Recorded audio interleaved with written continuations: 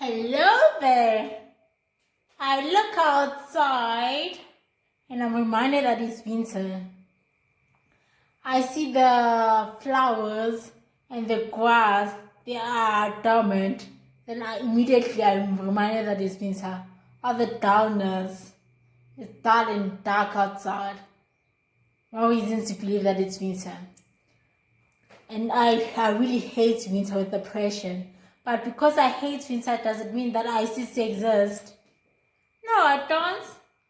I actually look forward to other seasons. I actually love spring. So when it's winter, I know that the season that I love is around the corner. We should have that same attitude towards Corona.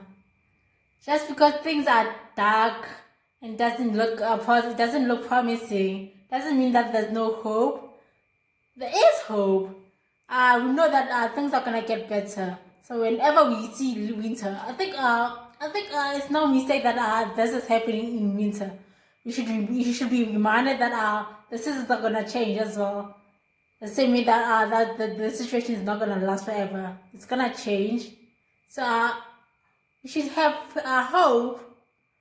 We should have hope and take all the precautions.